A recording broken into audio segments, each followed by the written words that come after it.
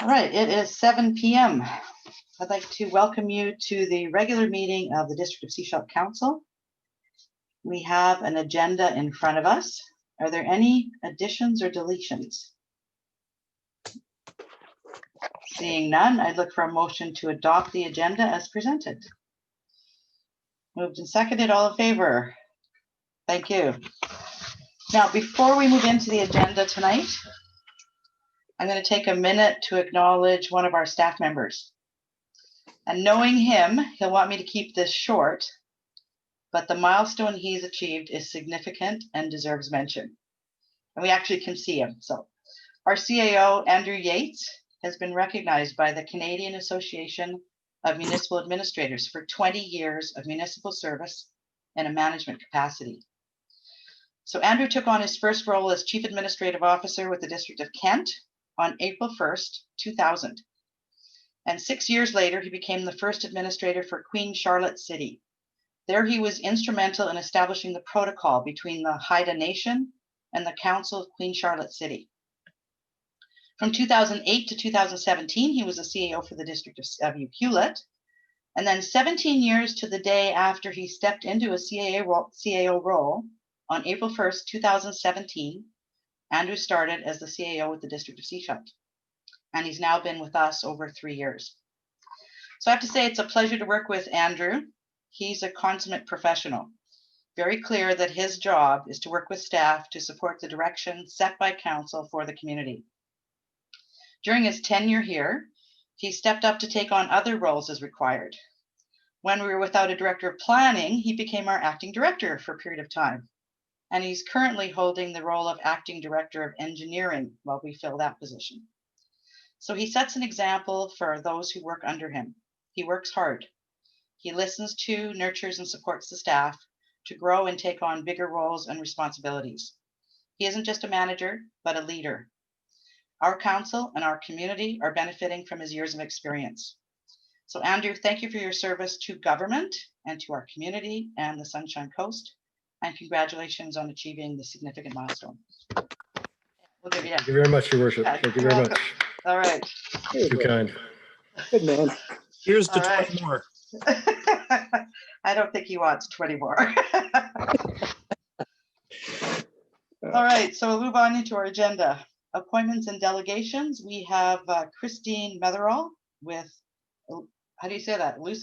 Elucidate Consulting. Is that correct? Perfect. And Remco Rosenboom, General Manager, Infrastructure Services from the SCRD, and Raf Shea, Water and Energy Project Manager from the SCRD, and they're going to talk to us about our water efficiency and conservation strategy. Over to you. Oh.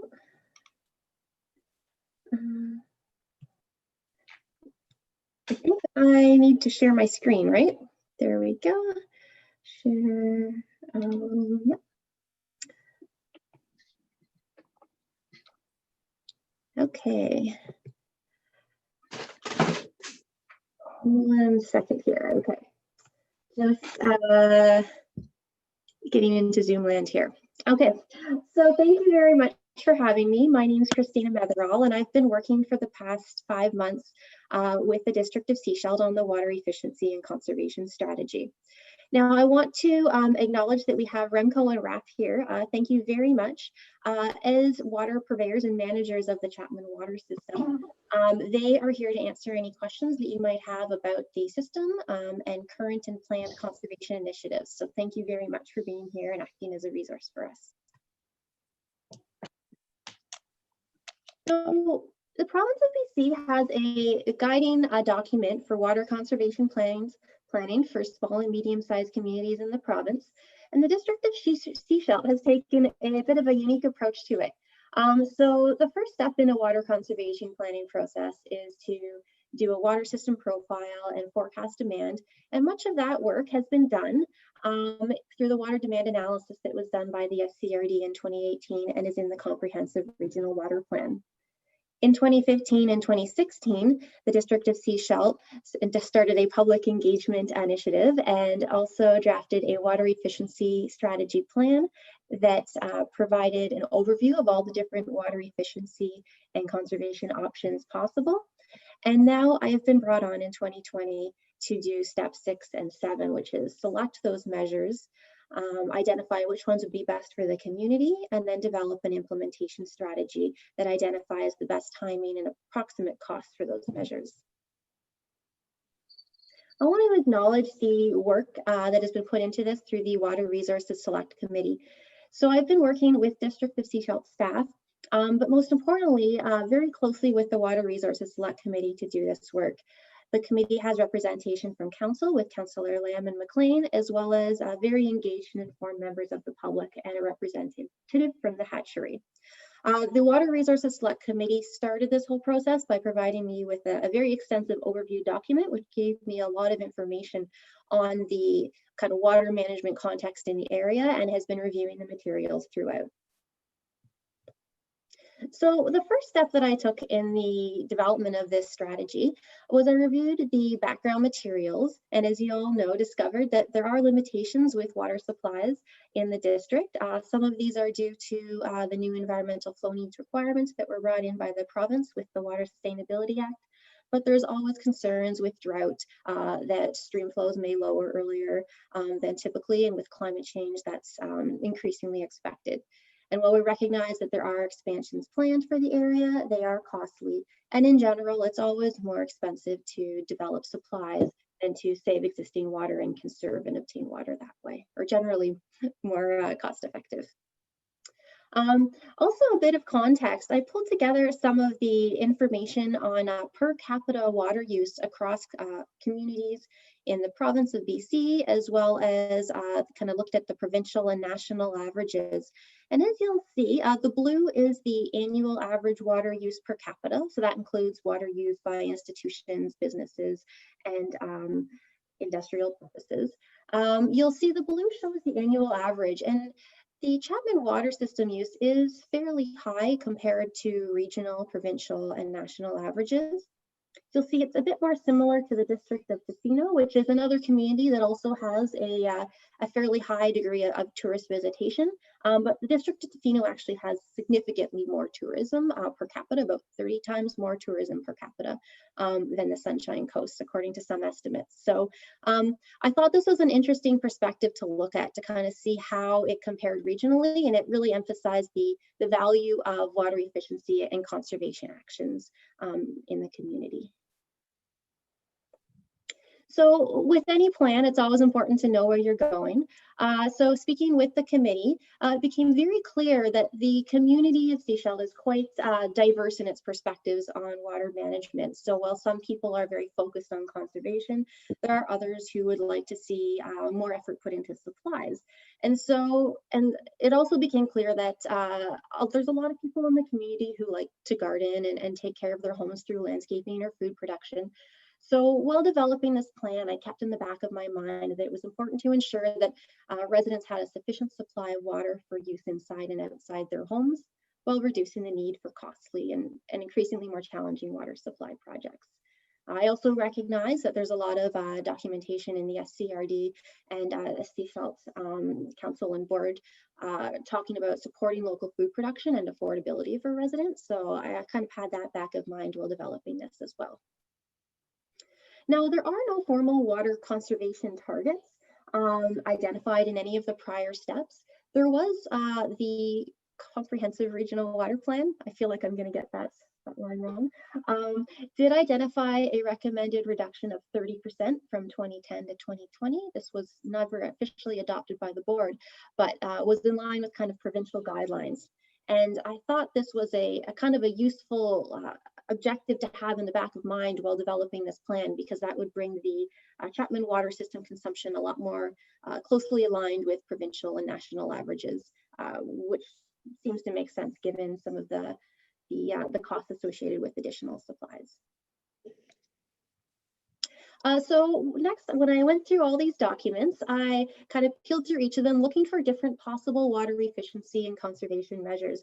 I also reached out to District of Seashelt staff. I spoke to members in the planning department, so Thank you. I also spoke with members in parks as well as wastewater and Remco and RAF, and asked them if they had any ideas about new potential water conservation measures we should be considering that weren't in prior documentation. In addition, the committee made several other recommendations, and they proposed those in their initial document they provided. When speaking with the committee, we decided that we wanted to include measures that could be done by both the District of Seashelt, so like a Seashelt bylaw, as well as measures that would require collaboration with the SCRD, recognizing that the SCRD, of course, is the water purveyor, and there's a lot that really couldn't be done without them. And the measures that we considered can be divided into 4 main categories. They're legal tools like bylaws, operations and management measures like, say, metering, economic measures like rebates or pricing structures, and communications measures. So of course we can't select all 50. So we developed a prioritization framework. So we looked at what should we be considering when we're selecting measures. Now these weights here, so effectiveness was weighted around 40%, resources, so the cost of measures was rated around 25% in total, and ease of implementation was about 35%. So these percentages were developed very closely working with the Water Resources Select Committee, and were used to rank the different water efficiency and conservation measures. So we won't have time today to go through all of the 50 plus and talked about how we ranked them, but here you can see some of the legal and planning tools. So for example, the Subdivision and Development Control Servicing Standards bylaw rated as relatively high impact because it would broadly affect a wide range of development. It's fairly high with adoptability because this is the kind of thing that local governments do quite often, have subdivision and development control servicing standards bylaws, but rated kind of moderately of community support, and overall though had a fairly high score. One of the reasons for this is it's a project that's currently happening, so there wouldn't be any additional cost associated with including some water conservation language in this. What we decided to do was to any measures that rated 4 or higher out of 5, we recommended for early implementation. Measures that rated between 3 and 4 out of 5, so in the orange, we suggested for medium and long-term implementation, and measures that rated below 3, we suggested for consideration at a later date, but not in this plan. There was a lot of good things in there, but some of them were just not as high of priorities based on what was currently happening. So I'm just going to move through these because I know I have a bit of a time limit today. And we can go back and visit these if you'd like. But what I wanted to highlight is that the measures kind of fell into 4 main themes, and we developed recommendations around these. So it became clear, speaking with the committee, that there was a real benefit from taking actions that showed leadership and collaboration. So leadership in terms of the district kind of getting its own house in order, say improving practices in parks and pursuing uses of reclaimed water, in collaboration with the SCRD and other levels of government. There was activities that fell into improved land use planning and regulations, so aligning the land use planning tools with the realities of water availability in the area, and community engagement and outreach, as well as sustainable service delivery, so ensuring that the actions that were taken with water management today would be fair to not only all residents, as many residents as possible, but also future generations and the environment. Once we'd kind of workshopped some of those recommendations with the Water Resources Select Committee, we had a workshop with diverse other members of the community. So we invited representatives from the irrigation industry, planner from the District of Seashelt, representatives from Parks, Vancouver Coastal Health, the hospital, and the SCRD to discuss how we could go about implementing some of them. What would align with current plans, what would be the most efficient way to do it, and if there were any barriers that we might encounter. So what we ultimately came up with was these set of recommendations. I'm not sure where I'm at with time and if I can go into details on all of them. But one of the first key things that we identified was the need to really solidify a sense of action with these. The ideal thing that was recommended was to develop a memorandum of understanding with the SCRD to basically share with the community what the two organizations would like to do and how they would like to work together with water conservation. That could include, for example, committing to some of the actions in here over the next year or two, and also committing to some of the low-hanging fruit that's a great idea in the district and already currently happening, like pursuing reclaimed water uses and increased water conservation in parks. We identified several different tools, actions that could be done with water-wise land use planning. I'd like to highlight the importance of the Subdivision and Development Control Servicing Standards Bylaw. That project's happening now, and there's a lot that can be done there to improve the water conservation in future development, specifically things like increased topsoil required and that sort of thing. I think that there were several recommendations made with regards to community engagement. I know that this is an area where we're seeing a lot more work in the past few months, and I think there's a lot of room to continue that momentum. For example, it would be great if there could be Sunshine Coast branded water efficiency and conservation resources and greater communications with the public, and I know that's already happening now, to share with people what the two organizations are doing with water, with the water system. And finally, I'd like to recommend under the sustainable service delivery theme, of course, the SCRD is going to continue its work with leak detection and repair. And I think there needs to be a conversation initiated around universal metering. I recognize this is a decision that is going to be made by the public, but I think that bringing this to the community and identifying the barriers, the benefits and the costs of universal metering is going to be very important.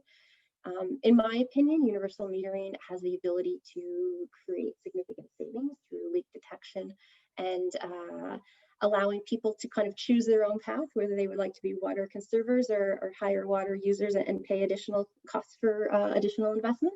But I think, again, that we recognize that's a discussion that is going to happen at the community when and if the SCRD and district goes ahead with that. I have laid out a timeline for when each of these activities could occur based on planned activities. So, for example, the OCP recommendations are included with the planned OCP update and have phased in several of the different rebate programs based on the kind of recommended priorities of those. So thank you very much. I was told I had 10 minutes to present, and I'm hoping I didn't go too far over there. And I wanted to see if there were any questions or comments on the plan so far. All right. Thank you. So we can have you stop sharing your screen, and then we can see everybody on the screen, if you don't mind. Mm-hmm. Thank you. So, Council, any questions?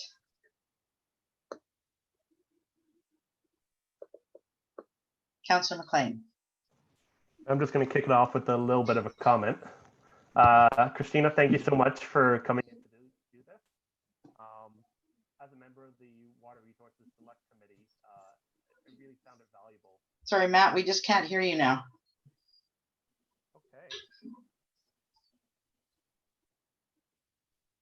How do I sound now? That's better. Thank you. Okay. Yeah, I got on the wrong microphone. Okay. Christina, thank you very much for coming in. As a member on the Water Resources Select Committee, I found an outside perspective really valuable. You came into this without all the history behind the water situation on the coast. We helped you learn that, but I think that perspective really brings a lot of value to this committee.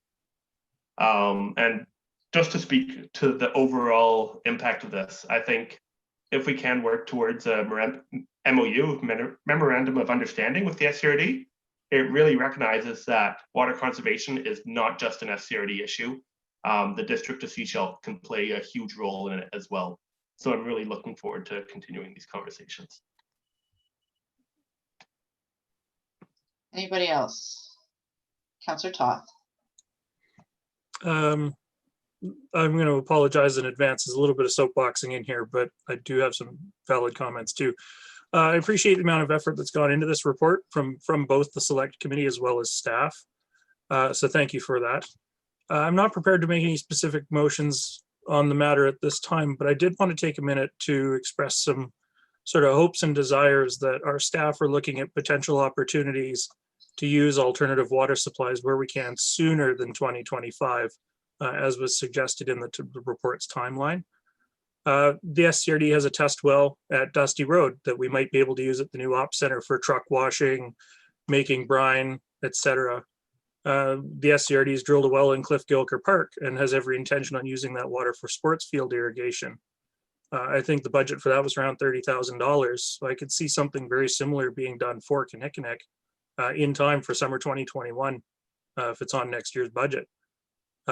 We received a report talking about possible process improvements at the WRC, which would drastically cut down water consumption there. If I recall correctly, that had a fairly minimal cost associated with it as well. These are options I hope staff are considering as proposals for the 2021 budget, but if not, I'm happy to propose costing out a few things when the time is appropriate. I have reservations about reclaimed water being our sort of be all end all. It can certainly help in the summertime with irrigation and capacity around that. But in exchange for that, we do need to set up a complete water distribution service, and it's got to be viable for our taxpayers. Anything other than ocean discharge is going to have costs associated with it, regulatory, chemical, pumping, etc. And further to that, we have to have uses for that water 365 days a year for it to be a real benefit for our community. I'm not sure how many people water their lawns in the middle of January, but maybe we can get into the snowmaking business. I don't know. So those are just my comments, and I wanted to say thank you for this report. Thank you. Any other councillors want to weigh in? I want to look at page 26 in the package that we have here. On page 26, it talks about universal water metering. And it says that, yes, it has a benefit, right? But it indicates that it's important for the district and the SCRD to open a dialogue with clear information on the pros and cons of the different cost recovery methods and the implications for residents. And the next paragraph is telling for me, and I think that's, you've done your research and heard from the community. It says, while most communities have metering in place prior to developing a pricing structure, in the district of Seaside, it may be wise to develop the information on the structure prior to the referendum and AAP, so that everybody's clear about what they're voting on. Also, I read throughout the report that there's a suggestion that District of Seaside and the SCRD take on communication around water. So, I mean, I welcome all of those. And I know regional district, we are looking, I'm on the regional board as well. We are looking to hire a communications manager, which I think will assist with some of that. So I agree with that, and we'll see how that moves forward. So thank you for that. Councillor McLean. Yeah, I just want to highlight that point about providing the information on the what the rate structure would be. I asked this question when I was sitting as an alternate at the SCRD, and I believe the plan right now is to come up with that rate structure once we have a better idea of how much water we're consuming. But I think that's going to be really critical. And even if we could just speak in a general sense to what the rate structure will be, I think that will make a world of difference in introducing trust behind implementing a metered water system. Thank you. Any further comments or questions? Councillor McLean? Yeah, just the typical what's next.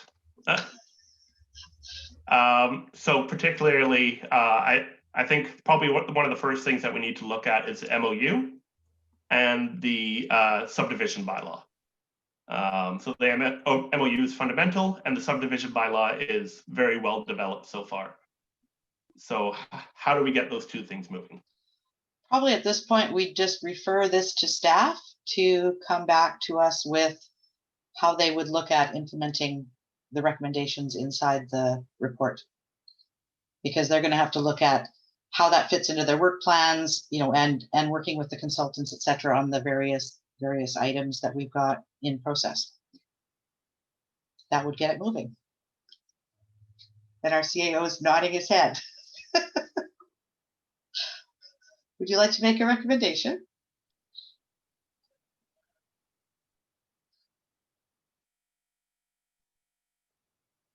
Me? Sure. I think this report was just for information, was it not?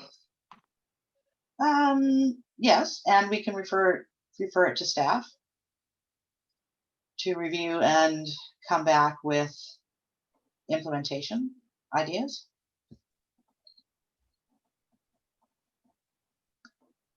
Sure. I'll make a motion to refer this to staff. All right, is there a seconder for that recommendation? Seconded. Any further comments or questions? All those in favor? Thank you. Thank you for being here. Thank you for the work you put in. Thank you to the SCRD staff and everyone else who had a piece of this. And we look forward to working with you more closely. Thank you very much. Thank you. Bye-bye. So we'll move on in the agenda. We have adoption of the minutes of the 7 p.m. regular council meeting of August 5th. Is there a motion to adopt? Moved and seconded. All those in favor? Thank you. Any business arising from the minutes?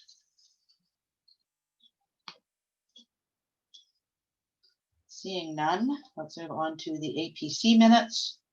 Item 7.1, motion to receive. Moved and seconded. All in favor? Thank you. And Councillor Toth? Thank you. So I spent part of yesterday afternoon teaching someone to use Zoom so that they could log into the APC meeting last night. And it sort of had me thinking about the accessibility issues we have around APC, primarily during COVID times. Recording meetings for review later allows residents a greater transparency around how discussion and decisions at APC progressed. It also allows us as a council a greater opportunity to review a meeting later, should we wish to. Not everyone's available at 6 p.m. on a Tuesday evening to attend APC, even during pre-COVID times. The mayor and I had a bit of a discussion around that last night as well. After some back and forth with the corporate officer and our director of planning, I wanted to send it to APC to get their feedback, recognizing that some members of the APC may not have the same level of comfort or perpetual scrutiny that council or staff have signed up for. Therefore, I'd like to move the following motion. That council refer for discussion to the next APC meeting a possible APC bylaw amendment to facilitate internet streaming of meetings, and further that the APC be requested to provide feedback to council regarding said bylaw amendment. All right, so that motion, is there someone who'd like to second that? Seconded. Discussion.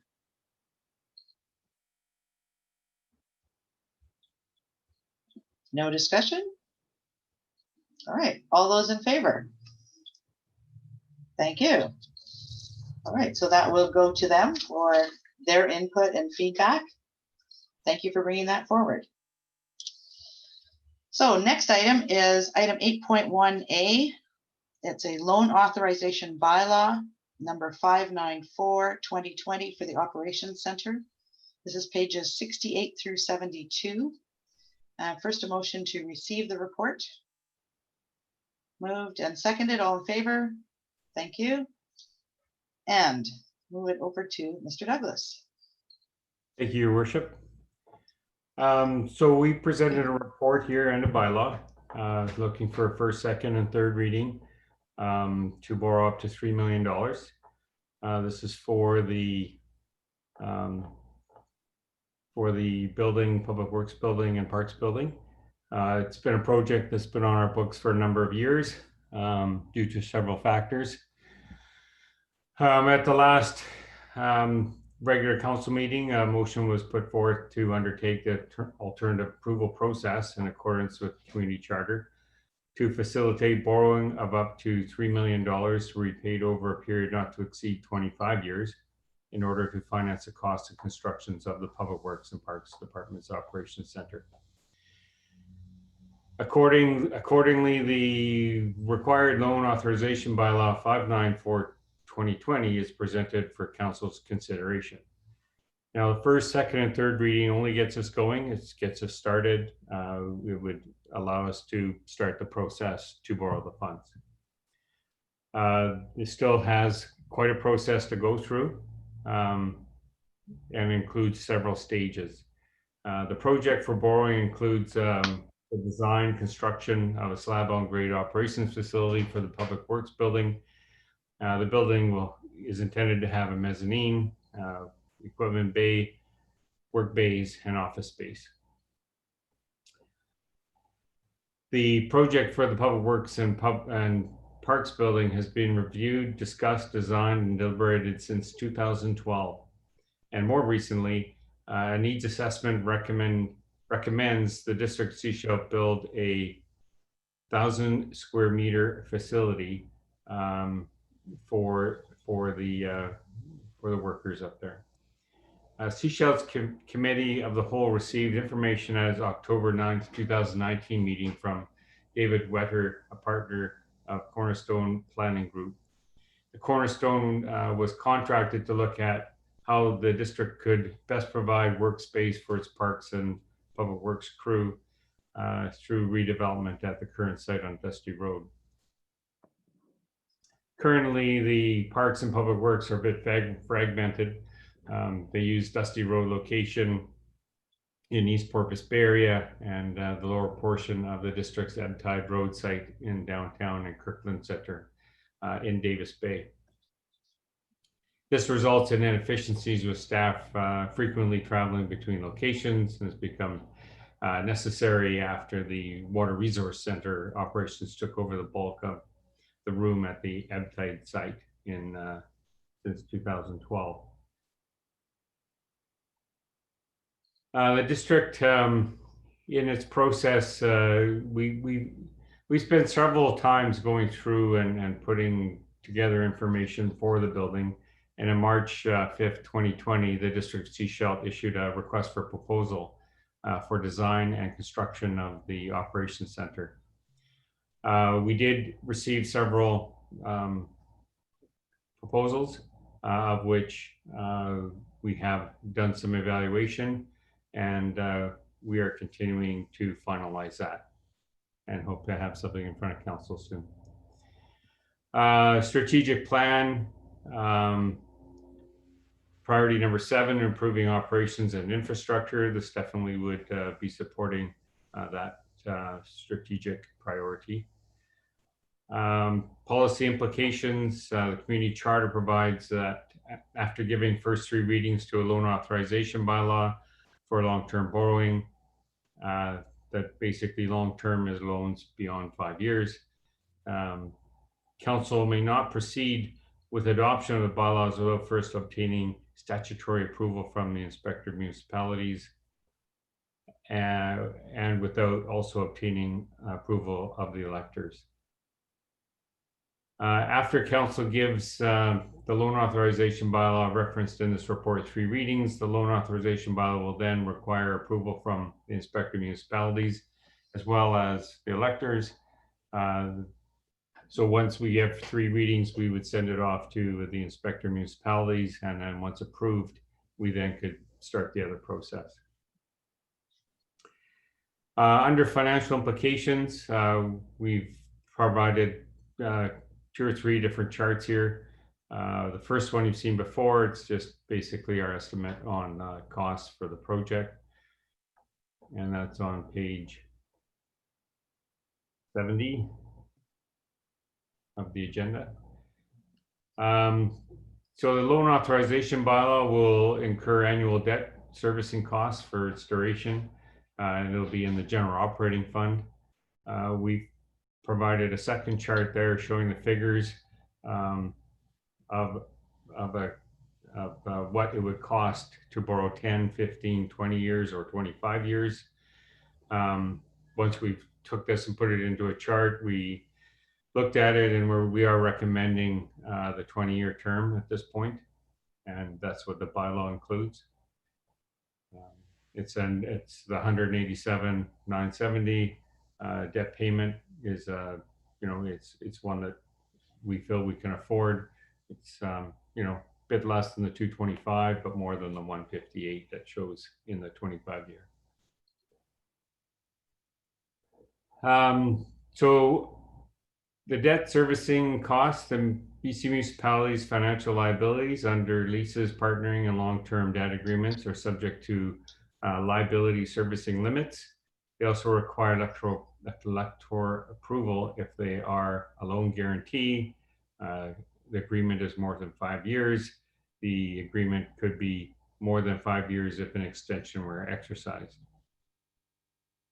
And so a municipality cannot incur liability that extends beyond the current year if it would cause the municipal's total annual cost of servicing, i.e. its payments, for long-term and interest payments to exceed the regulated amount that we are allowed to put towards debt servicing. And the next chart that we have here explains what our debt servicing limit is and really where we are in the process of that. And the debt servicing limit is based on our controllable revenues, and it's 25% of that value. So the first line of the next chart shows what we're deeming as our controllable revenues. So in 2020, it would be $17.4 million. And we're also showing there what our current levels of debt payments are, which is the one that says total debt servicing costs. And for 2020, we're at $1.4 million. And then on the next line, it shows what our debt servicing limit is. So that would be $4.3 million. So we're well under the amount that we could borrow or could put towards debt servicing. The other numbers there beside the total debt servicing cost beyond 2020 is what we budgeted going out over the 5 years. So we have budgeted to increase our debt servicing. So this debt is in the 5-year financial plan. And going further down, once council gives 3 readings, the bylaw and supporting documentation will be sent to the inspector of municipalities right away. There's usually a 4-week wait to get that back. We were notified that it might be a little bit longer right now. So it's important for us to get this to them in a timely fashion. And then if approved, a further staff report will be presented to council to initiate the alternative approval process. And that's my report. Thank you. Questions, Councillor Toth? Just a quick clarification one. I think I know the answer, but I want to make sure. This is borrowing up to $3 million. We'll only actually borrow what we need, correct? That is correct. So this is the long-term portion of the bylaw. Once further in on the process, once we have the approvals of not only the province, but also the electors, we will be putting together a short-term borrowing bylaw. And so what will happen is as the project's going along, we'll borrow money along the short-term path, and we will turn that into the long-term with this bylaw. So it would be what we end up spending on that project will be borrowed only.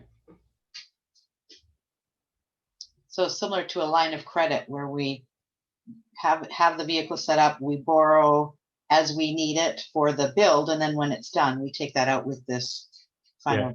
Yeah. And the short-term bylaw will reference this bylaw, meaning we would not be able to borrow short-term for anything else other than this, what this money is for here. So they're quite related when you're going with the long-term with a short-term attached to it. All right, any other questions? Councillor McLean? Yeah, so I believe we haven't awarded a contract to anyone yet. And with that will come a design for the building, which I think is a critical piece of information for the public when it does go out to AAP. So I hope that we can award that contract before the AAP goes out, so then we can release those designs and present the AAP with full transparency about what we want to build. That is our intention. Excellent, thank you. All right, on page 71, on that table that you show there, if I look at the debt servicing costs, I think I recall that the finance or the justice services building actually gets paid off in 2022. So that would actually be coming out when we are adding this additional in, or there might be a bit of an overlap depending on timing.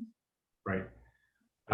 Possibly. I would have to relook at that too. I don't know. I went back and looked at the annual report and the information you had in there. Okay. So some of our debt is going away, is what I'm saying, right? Yep. And then you also indicated in here that the Water Resource Center is actually paid off in 2023. Yes. So that will be coming out as well then. Yep. And we have a couple of shorter term loans there. They'll be ending as well. So. Okay. Any other questions by council? So there's a recommendation on page 68. Recommendation number 2, Councillor Scott. Yeah, I'll move recommendation 2 that council proceed with reading loan authorization bylaw number 594, 2020 for the Public Works Parks Operations Center for the first, second, and third time. Is there a seconder? Seconded. All in favor? Thank you. So we'll move to the bylaw. So on page 73, item 8.1B. This is District of Sechelt Loan Authorization Bylaw number 594, 2020, Public Works Parks Operations Center. A bylaw to authorize the borrowing of the estimated cost for the Public Works and Parks Operations Center. And would someone like to move first reading? Moved, seconded, all in favor? Thank you. And second reading? Moved, seconded, all in favor? And third reading? Moved, seconded, all in favor? Thank you very much. Go do your work, Mr. Douglas. Let's make that happen. All right, item 8.2A, Building Amendment Bylaw number 409-6, 2020. Motion to receive the report. Moved, seconded, all in favor? Thank you. And Mr. Allen. Yes, thank you. We are proposing an amendment to Building Bylaw 409. It's providing some flexibility for folks who are constructing backyard pools, respecting security. Our bylaw at present requires fencing. Many other bylaws, including the regional district bylaw that's in place and the draft bylaw for the town of Gibson's, allow an alternate, which is a harder power cover. It provided that it's potentially lockable, it has warranty, and has a water removal device should there be heavy rains or irrigation. We are seeing property owners putting in pools who are requesting power covers, and we do have one particular example where one has fencing and a power cover and is seeking approval to carry on with the power cover. And staff are comfortable with this. We've done our research and so forth, and are recommending an amendment to Bylaw 409 as presented here. Thank you. Thank you. Any questions? Okay, how would you like to proceed? Councillor Toth? I will move recommendation 2 that council give first, second, and third readings to Building Amendment Bylaw number 409-6, 2020. There's a seconder. Seconded. All in favor? Thank you. Now let's move to the bylaw 8.2B on page 77. District of Sechelt Bylaw number 409-6, 2020, a bylaw to amend Building Bylaw number 409, 2003. Would someone like to move first reading? Moved, seconded, all in favor? Thank you. Second reading?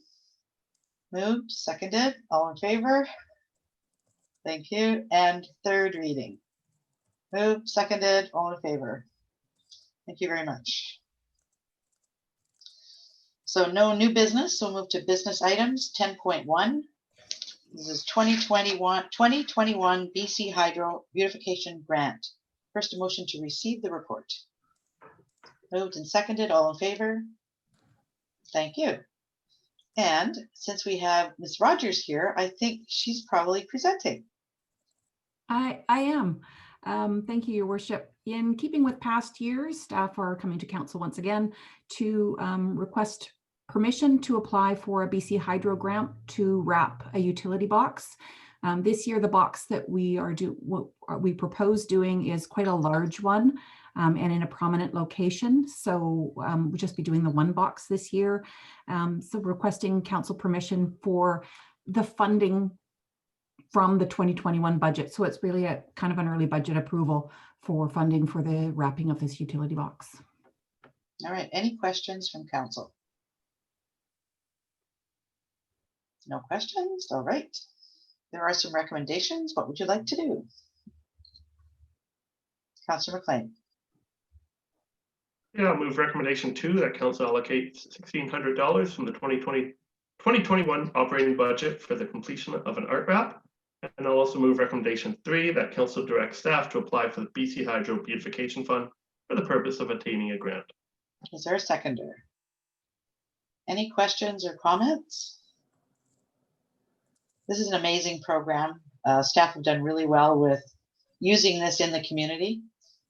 I mean, those boxes don't look pretty and they tend to get graffiti on them. But once you actually put the wrap on them, they look nice and they tend to leave them alone. So it's kind of a win-win. All right, all those in favor? Thank you very much. All right, move on to item 10.2. Sorry, I just had a real quick question. Yeah. Do we know how many of those boxes we've wrapped to date? I don't have an exact number, but I would guess somewhere in the neighborhood of about 20. And they are all wrapped with some form of art. In some communities, they just take a photo of trees and they wrap it on as many boxes as they can. Ours are art, and it is somewhere around 20. We've been doing it at least since 2014, but I can't swear to that. Thank you. Thank you. So item 10.2, Suncoast Racket Club modification to lease to extend the term. First, motion to receive the report. Moved and seconded. All in favor? Thank you. And over to Joanne. Thank you, Your Worship. This report is for council to consider approving a modification agreement that would extend the term of the lease between the district and Suncoast Racket Club for a further 20 years. As council may recall, a delegation from Suncoast Racket Club appeared before council at its July 15th regular meeting, and council subsequently passed a resolution authorizing the 20-year extension and directing staff to go away and prepare the necessary agreement. And so it's here before you for your consideration with recommendation number 2 of my report. That's my report. Thank you. Thank you very much. Any questions on this one? So would someone like to make the recommendation that's on page 83? Councilor McLean. I'll move recommendation 2 that the lease extension modification agreement between the district and Suncoast Racket Club, which extends the term of the lease for 20 years from April 11th, 2026 to April 11th, 2046, to be approved as presented, and the mayor and corporate officer be authorized to execute the agreement. All right, is there a seconder for that recommendation? Seconded. Any further comments or questions? All those in favor? Thank you. And on to item 10.3, request for decision, School District 46, 5538 Shorncliffe Avenue, and its a development variance permit 2020-01. Motion to receive the report. Moved. Seconded. All in favor? Thank you. And Mr. Allen, over to you. Sure, thank you. This is the Seaside Learning Center property on Shorncliffe and Cowrie across the road from our office here. And there is a subdivision application underway. SD 46 would retain the southern portion of the property, and SD 93, the Francophones, would acquire the northern portion as described in the staff report. This is a very minor development variance permit to ensure that the buildings are considered lawful and conforming in relation to the setback adjacent to Shorncliffe. These are the existing buildings, but just recognizing the setback and seeking to enshrine that in a development variance permit. And the subdivision is progressing well, and staff are pleased to support this variance application. All right. Any questions? Councillor Toth. Yeah, my apologies. It wasn't entirely clear from the map. Are they looking to basically cleave a line between the Francophone school and the main building right across the property line and subdivide sort of north of that line, or? Correct. Okay, thank you. Yeah, basically, I don't want to say it's exactly half, but basically the north and south half of the property would be subdivided. Okay. Any other questions? Councillor McLean. Councillor Toth had my main question, but item 5 of the DBP agreement on page 93, if construction doesn't permit within 24 months, permits shall lapse. So can we just clarify, is this for construction or is it an administrative change to essentially give the land to School District 93? Yeah, well, School District 93 would construct, but we would expect the new building to meet all the present setbacks. I think what you have here is standard language. I mean, it could be if the development, as in the subdivision itself, doesn't proceed. It's standard languaging based on a Local Government Act that once receiving a development permit or development variance permit should be acted upon within 2 years.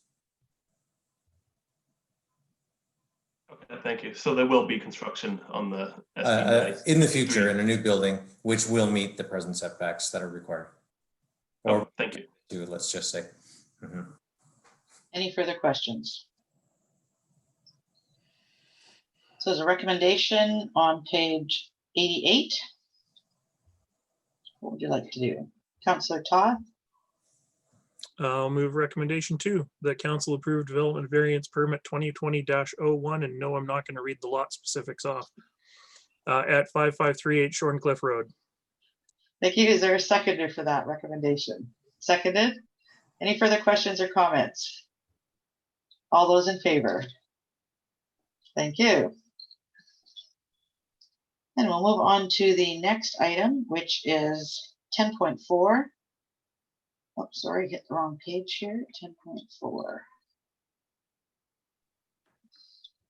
10.4. First, a motion to receive the report. This is on community engagement for renaming of Wilson Creek. Moved and seconded for receipt. All those in favor? Thank you. And Ms. Rogers.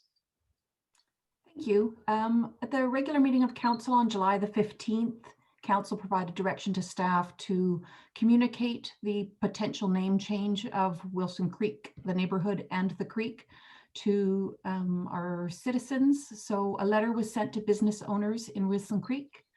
There was some social media posts about the potential name change and an ad in one of the local newspapers. Staff tried to arrange for a meeting with the council at Shishal Nation. Unfortunately, that meeting had to be rescheduled because the facility wasn't going to allow for proper distancing. So that meeting has not taken place. And as a result, the meeting with the community association has also not taken place. So we're just looking for some direction, what council would like to do now. While you wait for that meeting, we could ask for another extension from the province before sending them a letter of support or non-support. And just for council's information, the regional district requested an extension to December 31st, 2020 to give their feedback on the name changes in their area. and that was recently granted. Councillor McLean, did you have a question?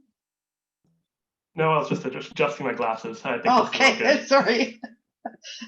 All right, so there are a couple of recommendations. What would you like to do?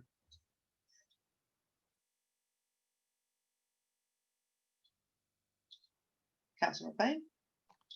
I will move recommendation 2 and 3.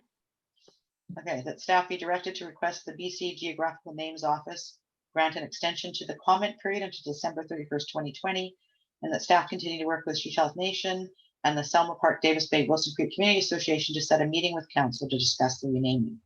Is there a seconder for those recommendations? Seconded. Okay. Any further comments or questions? All those in favor?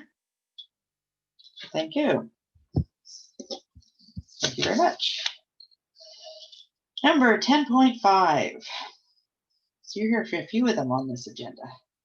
10.5, rental of Seaside Center to Vancouver Coastal Health. First, a motion to receive the report. Moved and seconded, all in favor? Thank you, and back to you. Thank you. If you recall back when the pandemic began for us in March, one of our facilities was lent to VCH to run a respiratory assessment clinic. At that time, pandemics were new to us. We're getting a little more comfortable with it. We're coming up with better policies and procedures and how to handle these things. So VCH was in one of our facilities for a time at the beginning of the pandemic, and as testing rolled back a little bit and there wasn't as high of a need, they moved back to their own facility, and they are now, as of tomorrow morning, moving back into one of our facilities so that they can run the respiratory assessment clinic for longer hours and 7 days a week. We have a bylaw that requires that we charge them $600 a day. So staff are requesting permission to waive that. A daily rate is based on the daily rate for similar facilities across the coast, is how we come up with the rate. And it's also based on the cleaning requirements and the staff time that goes into a daily rental. This would be a monthly rental, and we don't have a rate for that. We do have some costs associated with the building, and we have some lost revenue as a result of having that building no longer available. So, we could just do what we did last time and say, this is a pandemic, this is a community need. Feel free, you can have it. On the other hand, as our finance department pointed out to me, the province taxes citizens for providing healthcare. We tax property taxes not for providing healthcare, but for roads and sewers and parks and other things. So it seems that it would be the province's responsibility to pay for that facility. Staff are recommending a nominal fee to recover some of our expenses and some of our lost revenue at $1,000 a month. My contact at VCH did ask me to point out to you that Powell River has recently agreed to provide a facility for free to the health authority. So they just wanted you to know that somebody else is doing it for free. And I'll leave it to you to decide how you'd like to handle it. But either way, we do have a bylaw and would appreciate a motion to at least waive the daily fee. All right. Any questions, comments? Councillor Toth and Councillor McLean. Yeah, just a quick question. In the beginning of the context background section there, it mentions possibly until May 30th, 2021. Possibly less time, possibly longer, possibly forever. Like, do we really, what are they basing May 30th on, I suppose, is my question. It's based not on a second wave. It's based mainly on it's cold and flu season, and they are having a huge increase in the number of people requiring to be tested because they have colds. So yes, while we are seeing some more cases of COVID, we are also anticipating a lot more people needing to be tested simply because of cold and flu season. We may get a second wave, and that's a whole other thing, but this is based on their best guess. So yes, it might be shorter and it might be longer. Question for you. I thought I read in here, and I can't find it right now. I thought I read in here that previously we provided the cleaning when they were in the first time, but now they are going to be managing the cleaning. That will be at their cost. Is that correct? Correct. We had verbally agreed that they would they would provide their own cleaners last time, but there was a miscommunication with our cleaners, and so we cleaned it for them. Okay, but they're going to be doing that this time, so that won't be a cost that we'll be bearing. Okay. Correct. They have agreed to that. Okay. Councillor Kuster. I want to just double check. So would we be still charging them for the one-time costs, and then you're recommending a monthly fee on top of that? Or is that included in the monthly fee? That would be up to council. So we have had some one-time costs. Our staff put in a number of hours to build exam rooms in the facility and paint them. We've also had to install a phone line for them. And there's a few other minor costs that we could recoup from VCH, and they're aware of that. They asked us if we would build the exam rooms for them. So those are one-time costs, but also up to council. Do you want to charge them monthly to recover, heat, light, and those kinds of costs and the lost revenue? Okay, how would you, Councillor McLean and Councillor Scott? Yeah, I think this is another example of the province downloading costs to us. There is no reason why VCH cannot rent out a commercial space and do the exact same thing they're doing in our space. This doesn't need to be a public facility. Their setup is fairly basic. They can run this out of literally any space on the Sunshine Coast. So why does it need to be us?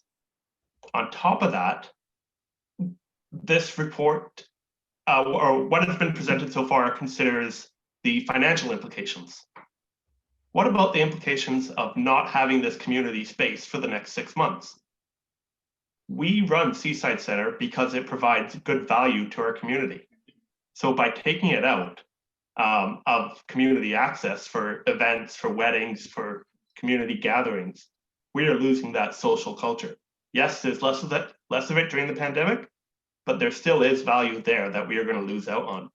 So to give a discounted rate to VCH, to the province, to lower our social connectedness, I think there's something wrong with this. And really, if we're going to do this, it should be at standard commercial market rent rates. Thank you. Councillor Todd. Sorry, Councillor Scott. Wrong one. Councillor Scott. I was willing to speak, but I was willing You to. can come next. Julie, you said that we had bookings in there that we had to cancel in order to accommodate this. How do we manage these cancellations? Are we on the hook to find them another space? Do we just refund and they walk away? How does that work? We've only had one event that we had to cancel. Bookings are not high right now. That's quite a large facility. So yeah, no, we had one event that we've moved to another facility and they're quite happy. Did we have to discount it to do it? Yeah, because the other facility doesn't cost as much. Okay, so we did. other than the change in the rent, we didn't compensate to get them to move. It was just a change in the venue. Correct. Okay, thank you. Councillor Todd. Sure. I get what Councillor McLean is saying in terms of the full commercial rent value.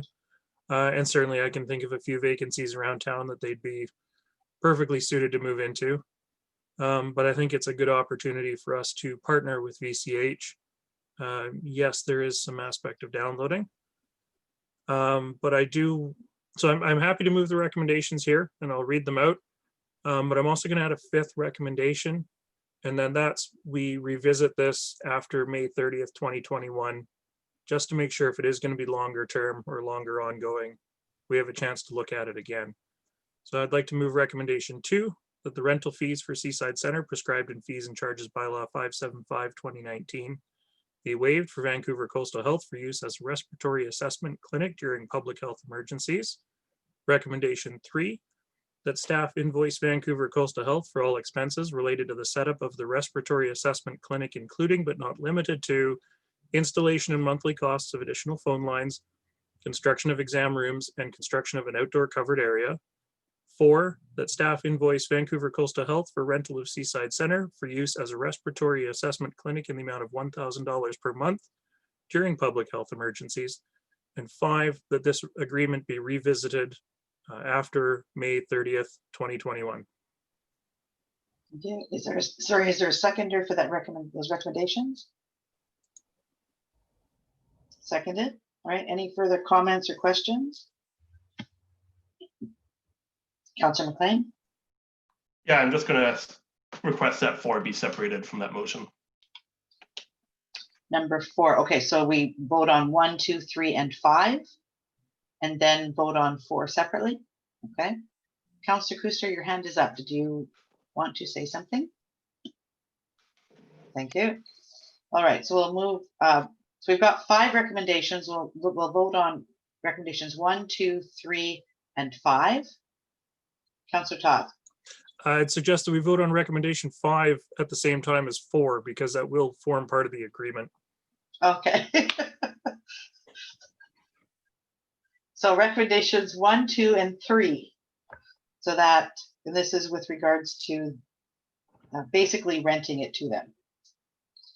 All those in favor of those recommendations?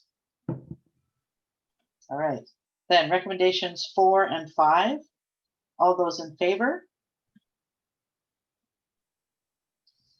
All those opposed? Councillor McLean, would you like that recorded? Yes, please. Okay, thank you very much. Moving on to the next item, 10.6.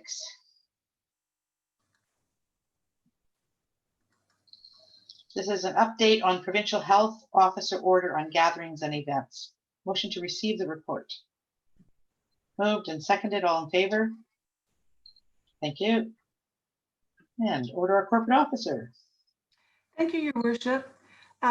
There's 2 separate purposes for this report. The first one is to just provide council with information regarding the Provincial Health Officer Order on gatherings and events that was passed on August 7th, and also to provide a recommendation for council to pass the resolution that's required under Ministerial Order M192 related to meeting openness and confirming what council's wishes are there. In the first case, the Provincial Health Officer Order that was passed on August 7th, there's information about it attached and throughout my report, but the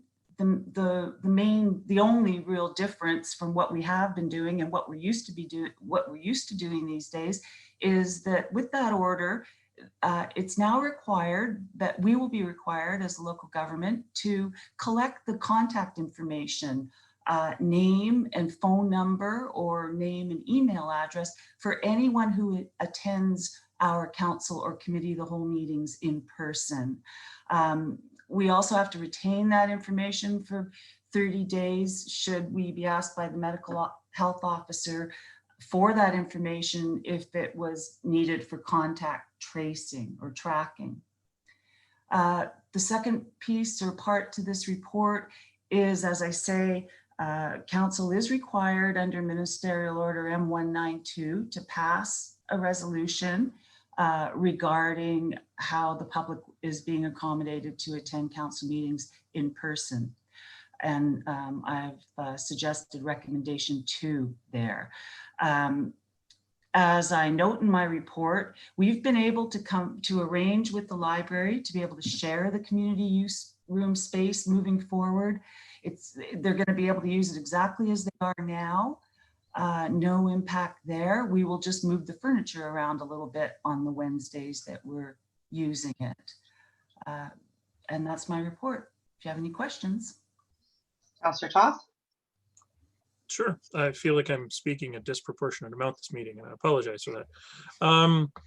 The community use room, with us sharing it with the library and physical distancing requirements and what have you, not that our council meetings are usually a blockbuster event, but how many people can we actually facilitate in the community use room? Just sort of based on our dry run, we're looking at 4 at least to 6, and maybe more once we actually place it out. I mean, the only requirement is that besides the physical distancing, they need to be in areas of the room where they'll be able to see the pull down slide screen, or sorry, the screen. So, but we're looking at 4 to 6 for sure.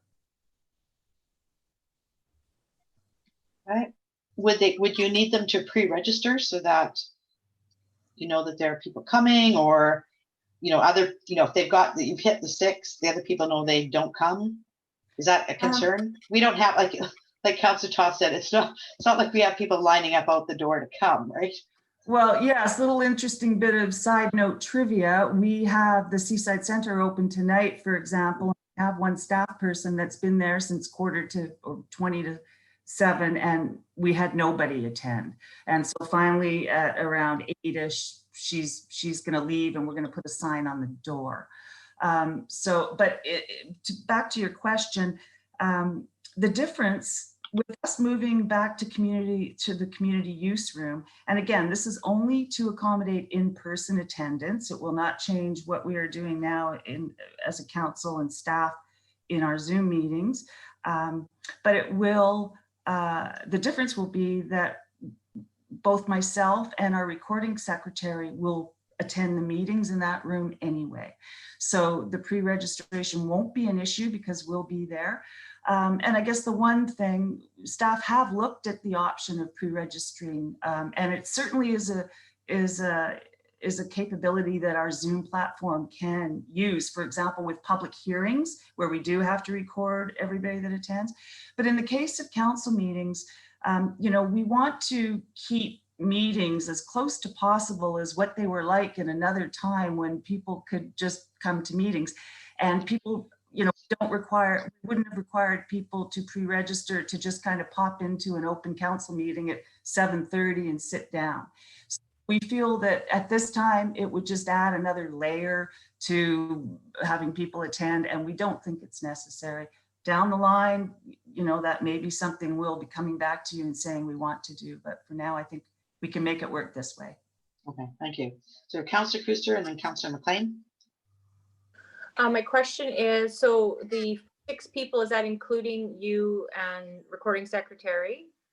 And then have we thought about not just the community use room, but the lobby of the library as an option as well, if there's more, like the lobby when you come in, as option for more people if need be?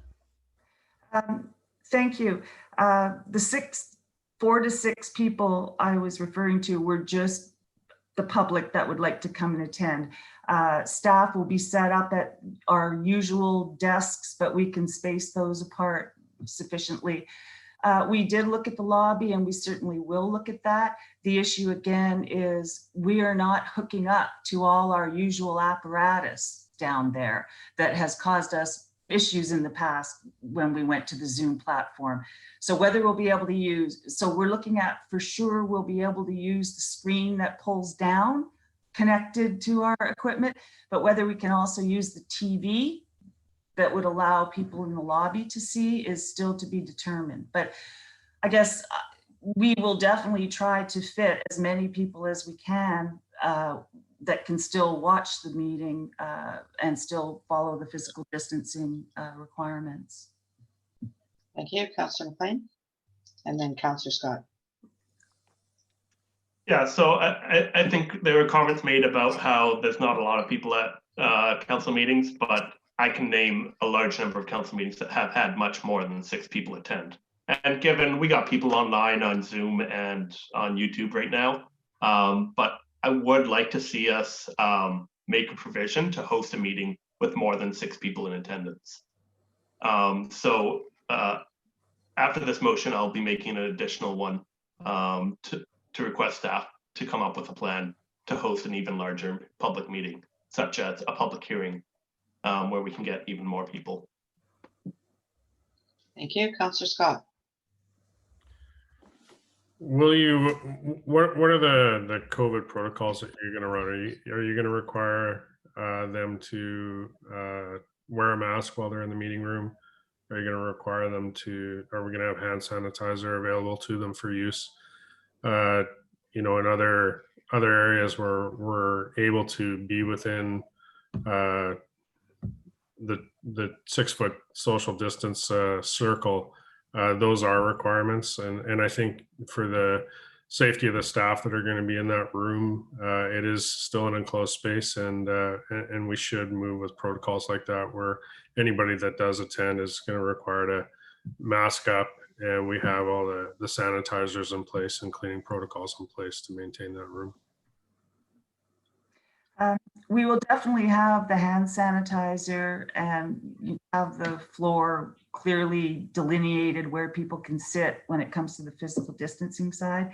The masks, we have to follow the provincial laws. And as of now, there is no law, you know, we follow the same laws as stores, for example. So if any of you ever are going shopping anywhere, you know, we cannot require that.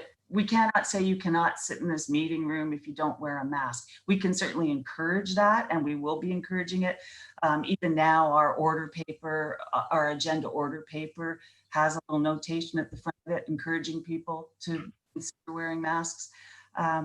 So yes, you know, we will follow all the usual requirements. We will also make sure the chairs are all disinfected before people sit in them, and then after. And you know, we'll certainly follow all the precautions that we're required to follow. We will also hope that people will, you know, who have educated themselves on what the requirements are, will attend understanding what those requirements are. Certainly. Yep, go ahead. I actually have to completely disagree with that process. I think we as council can demand that they wear a mask. You can ask the questions as they're entering as to their symptoms. Yes. We can do that, and in the interest of the safety of our staff, even I don't see any reason why we can't open the space, have access for public access, but they're going to have to play by the rules and mask up. It's my opinion. Councillor Toth? Yeah, just to follow up on Councillor Scott there, bottom of page 107 actually makes reference to that as part of the public attendance. As part of the local government decision-making process, there are several factors the council or board may want to consider when preparing to hold in-person meetings, including the wearing of face masks by elected officials, staff, and members of the public when physical distancing is not practical. I, for example, haven't made masks mandatory for anybody coming into my business, but I can certainly see the desire to do so, both for businesses and government operations. I mean, the post office has made them mandatory now. If you're traveling on ferry, bus, train, planes, automobiles, you know, it's mandatory now. So I can certainly see the desire to protect people further than they can consider for themselves. Well, yes, if council wanted to pass that as part of a resolution, yes, that is certainly, you could do that, certainly, and direct that that be the case. And then that would definitely be posted clearly in the meeting room. So what I heard you say was the province hasn't necessarily mandated that it has to happen. What Councillor Scott is saying is that we can't ensure that people aren't showing symptoms. We can ask them, and we have our staff to protect. And so we can put in other measures to make sure that our staff are protected. Okay. Any other comments or questions? Councillor Toth? I know that Councillor McLean has something he wants to speak to, and Councillor Scott may want to propose the masks, but I'm going to move recommendation 2 as presented right now. Okay, is there a seconder for recommendation 2 as presented? Second? All those in favor? Thank you. And then Councillor McLean, and then we'll come to Councillor Scott. Yeah, I'm going to move a motion that staff develop plans for larger capacity meetings should sufficient demand be anticipated. Right.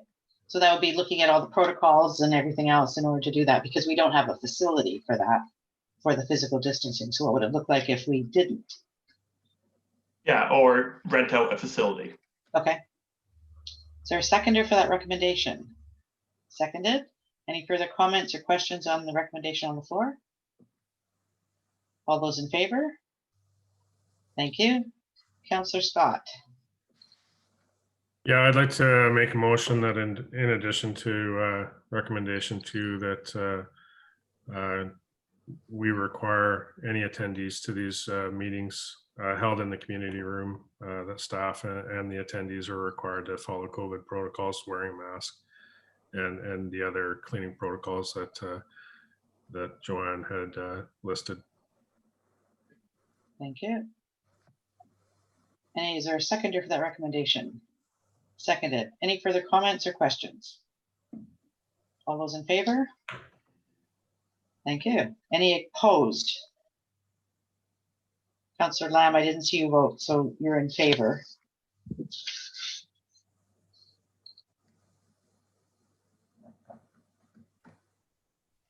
Yes. Thank you. So moving on to item 10.7.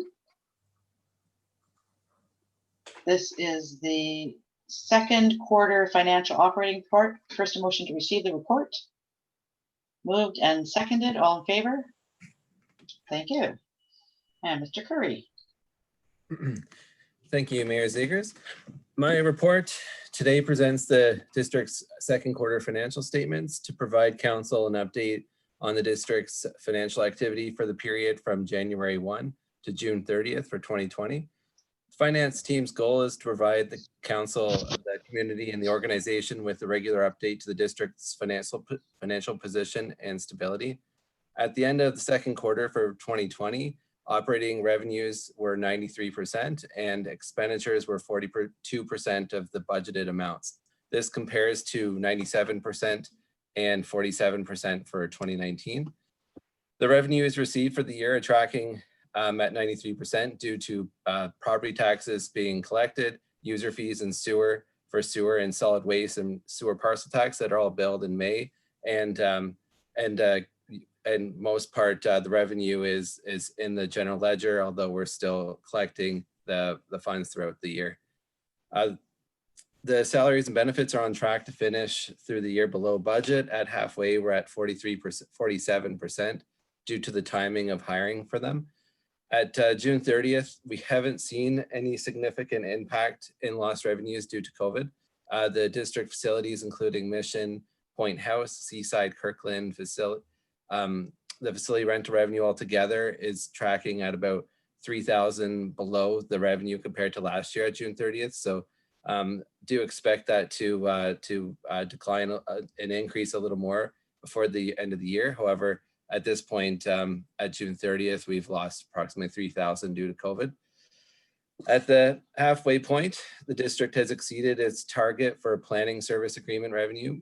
So we did lower the expected amount of revenue for planning fees this year to 75,000. And at this point on June 30th, we've received 79,000 of that expected 75. This compares to 2019, the overall planning revenue we received was 62,000. And the prior year to that, 2018, 108. The second quarter expenses, just by function quickly, that was provided in the report. Sewer operating revenue, expenses to date overall for sewers at 46%. So this is tracking where it should be at this time of the year. Solid waste at 37%. So this may fluctuate due to the timing of invoices for landfill tipping fees and also the contractor fees trickling through. We try our best to do a hard close for the June 30th to get everything in. So we'll push staff to have all the invoices in. Almost pretend like it's the year end. So we're pushing everything we can to paint the picture of where we're at for June 30th. Police services, this is at 25% because we haven't received the second quarter invoice for RCMP just yet. It hasn't been posted in the statements you're looking at. Facilities at 42%. So this is tracking still below the 50%, which is a good sign for expenses for maintenance and operating in our facilities. So with limited use, we should see a decline in hydro and heat for those facilities throughout the year. Public Works, 48%, right on track. Community Services, 53%. This is a little bit above budget because the community forest grants come out of here. So that's why it's at 53%. Otherwise, it would be also below 50%. Planning and community development is now at 43 and general government 42. So those are all tracking well below their expected expenditures for the halfway point. So the first part of the report includes the variance report, which compares each of the various departments to the prior quarter. This report starts with the segmented information to show the different government functions, and it shows both the general and the sewer fund.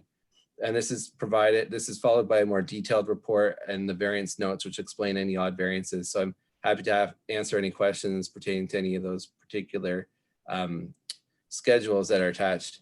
And then below that is the capital project status report. This report provides the capital project status updates and a comparison to budget. So we work with the different departments to collect the status update for each of these departments, for each of these projects. If there's any questions pertaining to the variance reports, I'd be happy to answer them. And any questions for capital project status updates, I may refer to any staff who are sitting with or listening in today, or try to answer those the best I can. Thank you. Thank you. Any questions? Councillor McLean? Yeah, this one's more for the Director of Planning.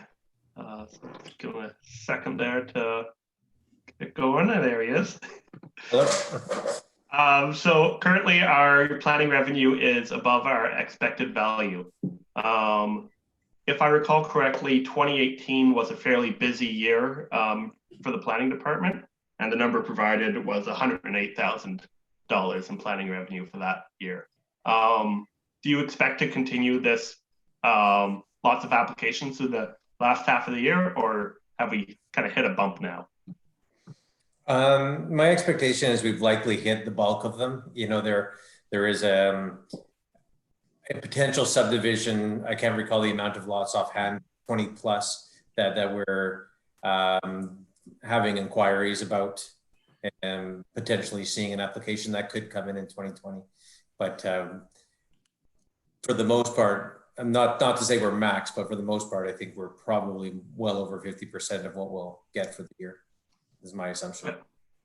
So what I'm hearing is maybe not quite as high as 2018, but we'll see. Perhaps not, but trending in that direction, but perhaps not as high. Yeah, and definitely higher than expected already. Yeah. Thank you. Any other questions?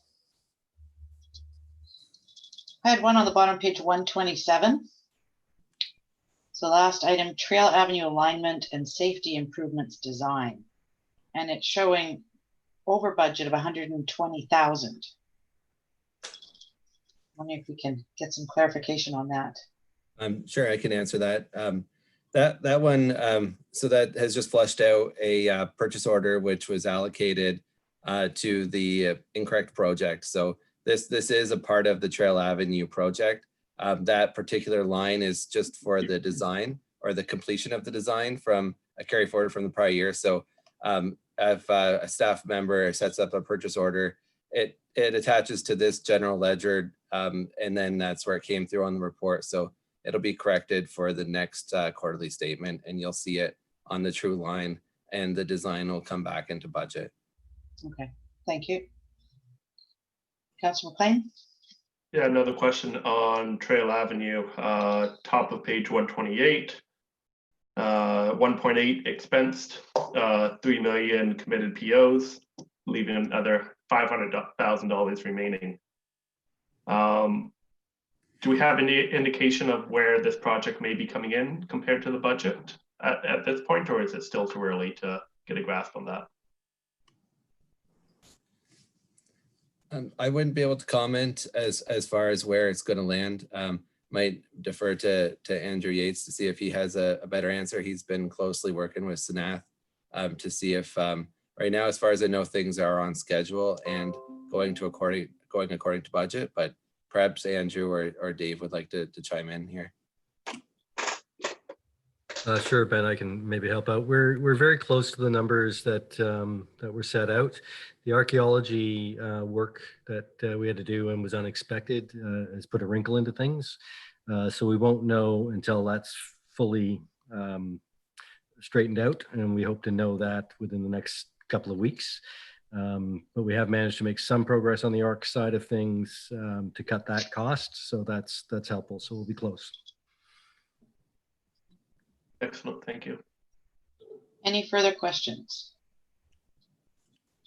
Councillor Toth? Not a question, actually, but I believe that this is our Manager of Financial Services final report for us.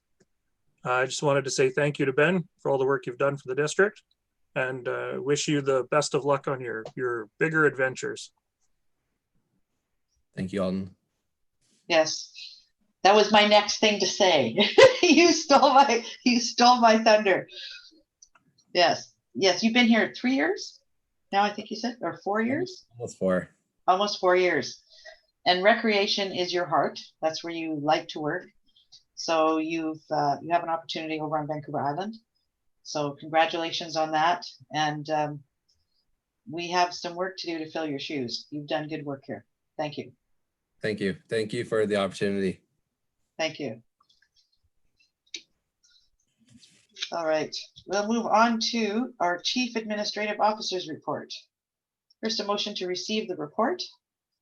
Moved and seconded, all in favor? Thank you. And did you want to speak to that? Sure, Your Worship, just briefly. It's fairly self-explanatory, but just the quick highlights. The pandemic protocols that were put in place remain in place, so everything's running as it was since the last time we reported. We're still providing office hours for the public, but our staff numbers in the building are still being controlled. There's a couple of paragraphs on Trail Avenue. As I just mentioned earlier for Councillor McLean, things are going fairly well. We're probably 3 weeks or so behind schedule. And I'm not sure if we'll be able to pick that up or not. So we may be running a little later than we hope to, which might push some of the final paving into the new year. But we'll see. Hopefully we can avoid that. You've probably all been aware of the events that have been going on that Siobhan Smith has put on, the drive-in and a few of the other things going quite well. So it shows you can do things during a pandemic, which is great to see. We are getting a lot more correspondence on the B&B business and some of the problems it's causing for neighbors. Just wanted to assure everybody we continue to work on this file. Gibson's is moving along with theirs, and we're in regular contact. We had a meeting this week, actually, the 3 CAOs over this very topic.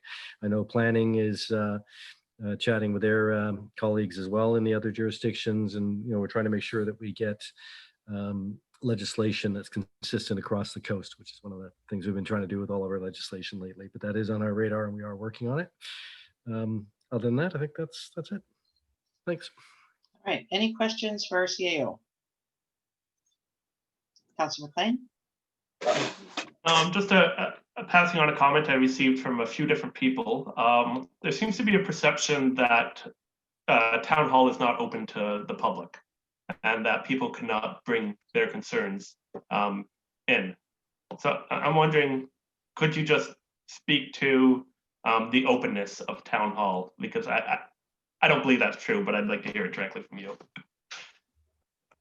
It's certainly not my understanding that we're closed to having any dealings with anybody in the public. There are office hours. We're discouraging people coming in just for the sake of coming in, and trying to get people to do things, either digitally or phoning or whatever, just to try and minimize unnecessary contacts. As far as meetings go for the various operations folks, we're not doing those in the building if we can avoid it. We just don't have the space to bring numbers of people together.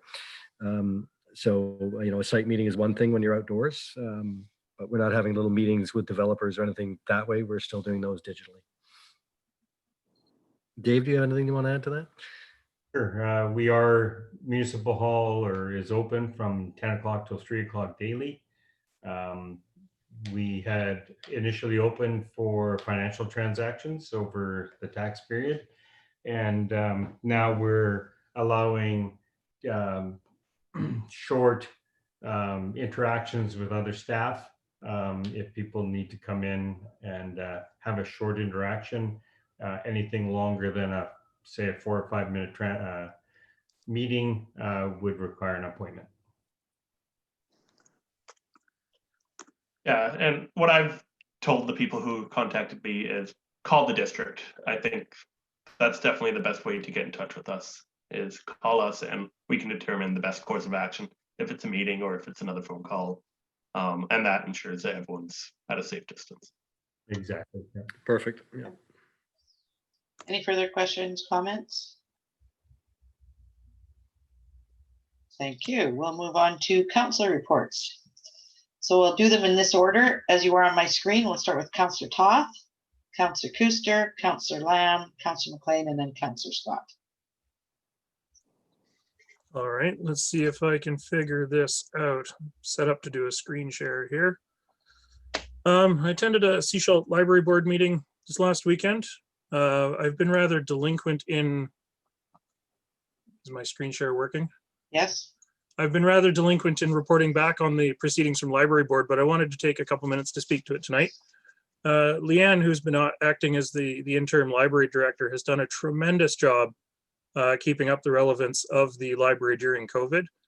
They're currently offering a takeout service where you can order up books and come pick them up in a brown paper bag, just like you're ordering dinner from somewhere. In the 3 months that they've been closed, they've served close to 4,500 takeout orders, which works out to over 80 people per day that they are open. They've been designing and distributing a ton of marketing materials. And so just up on the screen, got some samples here. They're doing all of this in-house, design and printing. They're starting to offer newspapers under the trees for people who want to take advantage of that. They've also taken the time closed to the public to undergo several renovations and facelifts. And so this page here lists 20 different projects that they've undertaken in the time that they've closed. They've also added a second door to the old archives space and changed the graphics on the window. It used to just be a blank, totally blank out. This is the old archive space. This improves visibility and staff safety and security. And these graphics are actually the same graphics that they used in the Canada 150 renovation. They've also been doing up bookmarks. And so staff took over 100 photos and they were printing bookmarks that go out to all of the patrons in the takeout bags. It's just a little saying on the back. So something just to sort of keep communicating with their customers. They've also been doing some renovations to increase their staff area. They used to have 2 or 3 staff to a desk sometimes. And now in the COVID times, of course, that is no longer going to be possible. So they've taken over the area that used to be the public computer area, and they've sort of renovated that into an additional staff area. Even little stuff like rearranging the teen area, just adding more shelving where they can. They've added all new glass. They're going to be reopening to the public soon. There was a date, but I've forgotten it. So unfortunately, I can't share that date with everybody tonight. They've, even some of the stuff like where the photocopier was, the wall got beat up over the years. They had cords running over it. They've taken the time to clean that up and just sort of make it look good. The photo at the bottom of the screen here is their takeout orders for 1 day. So those are all brown paper bags full of books waiting to go home with people. Just wanted to share that with everybody. The librarian report is publicly available on the district, on the library's website. And I just wanted to say that we've been really fortunate to have Leanne here acting as the interim library director. She doesn't have a library background. She has a management and projects background. So she comes at library operations from a completely different lens than a chief librarian would. yeah, so she's been able to take care of a lot of the facility improvements and marketing and promotions and what have you, and just sort of leaving collections management to the library staff because they know that best. Yeah, that's pretty much my report. Haven't done much with council in August, so there you go. I have a question for you about librarian. So I understand, have they hired a librarian? Are they still in the process of finding a librarian? What's They have happening? hired a new chief librarian. She's coming to us from Ontario. So her start has been pushed back a number of times because she has to get here from Ontario with her family. At this time, I think they're looking at a November start date, but I can't speak to that with 100% certainty.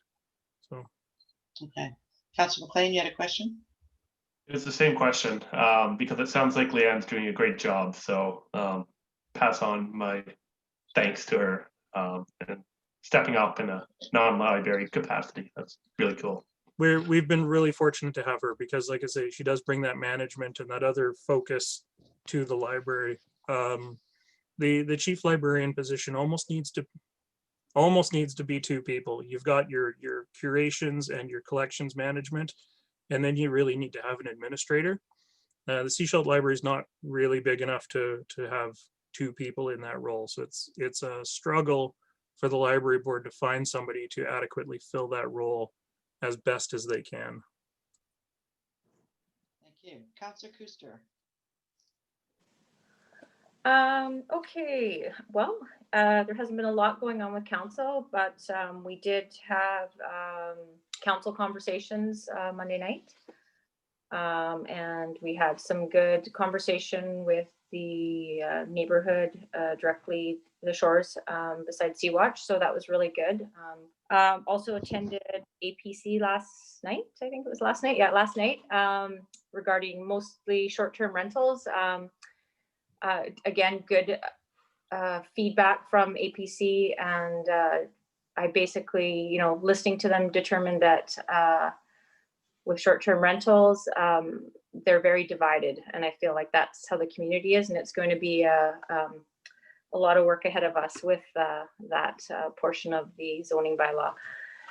And last week and a half ago, I guess, maybe 2 weeks ago, we attended the Opioid Crisis and Ops Education Center session.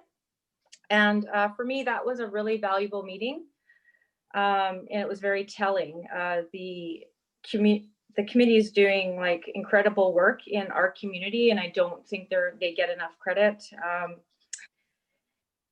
We have a lot of work to do in this community, and I was just really impressed by the speaker, and it was very telling. And I think as a community, we need to step back and be a little less judgmental when we look at homelessness and addiction.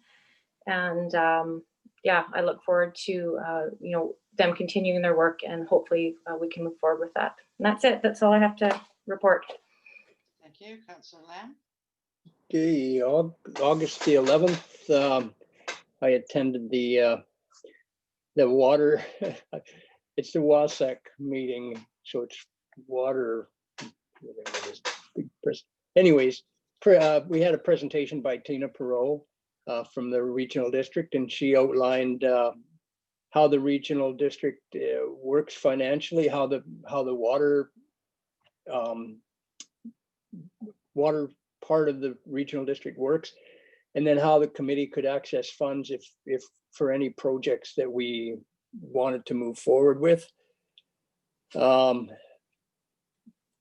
They said when we reach 17,000 cubic meters a day in usage, that's when stage 2 kicks into that's when stage 2 comes into our water use. And then at that meeting, the chair was selected, and Shanti Thurber is the chair, and the vice chair is Dougal McGrath. And then September the 1st, we had at the August meeting, we just kind of threw out what are we going to talk about? And, just kind of, let's have an open discussions, as to how we wanted to move forward and what different projects, I guess, we wanted to have a look at. So anyways, we came back to September the 1st, we had a meeting, and we opened with that, it's so what are the 5 major things we want to look at? And so we wanted to reopen the Clohome opportunity, the Dusty Road, re-drill it, maybe look at finishing off drilling that well there. Rainy River down in Port Mellon, Chapman Creek, we actually took that one pretty much off the table because obviously the provincial government doesn't want us to raise the dam. And then there was wells down at Mahon Road that they were off the table, and then they believe that Gibson's has drilled a well close to that, and so that's where Gibson's is getting some of their water from out of the aquifer. So yeah, so anyways, we just went on to discuss, about went to study on groundwater. So yeah, so they looked at doing just more studies on groundwater to see if there was more opportunities on the coast. And that was pretty well what happened at those 2 meetings. And then on September 1st in the morning, I attended the Chamber of Commerce meeting, and the first discussion was about housing, rentals and affordability. And just, it's getting renting and finding a place to rent is becoming a challenge here on the coast. Yeah, and then we talked about, they talked about the development process, and it's good, the development permit process, and the fact that I'm actually going through the process with a project that I'm on. So it was good that I could inform them as to the process and the progress that I'm making. And, basically,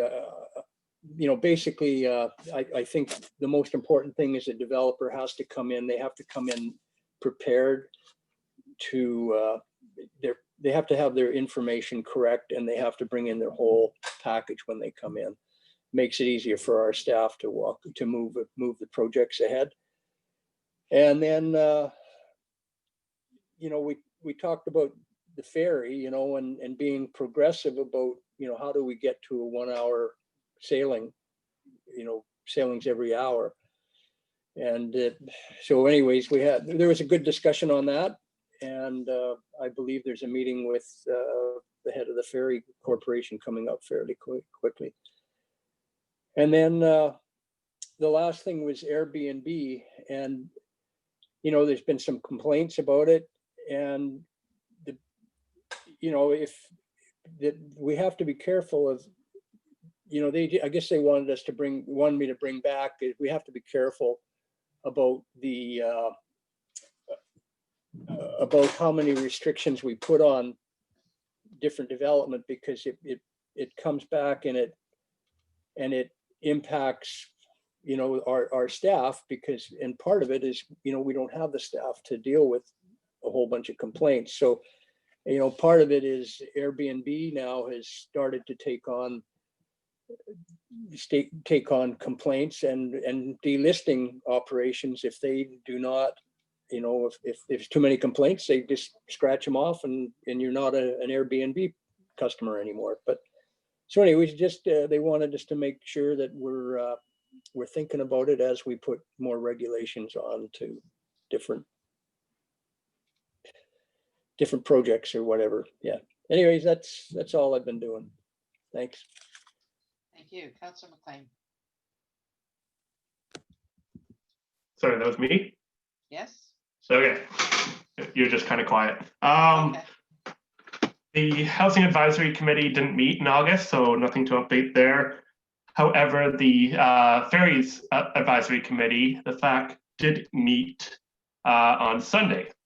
So we had a little private meeting without BC Ferries to just talk about some of the updates. So probably the biggest one is the consultation with Sunshine Coast residents and the working group. But we have a letter from that, so I think we can discuss it later in the agenda. Two key things that came out of that meeting. One is that BC Ferries is saying that they have restored services back to normal levels. That's not quite true on our route. We don't have a 5:30 sailing. So normally they'd be providing that extra 5:30 sailing in September. But that's on the L route, that's not happening right now. So right now, the 5:30 sailing is scheduled to resume in October after Thanksgiving. So the committee's a little disappointed on that. We don't think it's going to change, but we are going to bring it up to BC Ferries to ensure that that 5:30 sailing does remain throughout the entire schedule and all the changes that goes through throughout the year. Medical assured loading. Over the summer, the province changed the rules on medical assured loading, and they are now saying, and BC Ferries is saying, that anyone can get medical assured loading. What we're hearing is not that. The committee agrees that medical assured loading is still not accessible enough, and that people are still being prohibited from accessing that program. So we determined that this is really a concern for the Ministry of Health because it is their program. They're the ones who are funding the TAP program.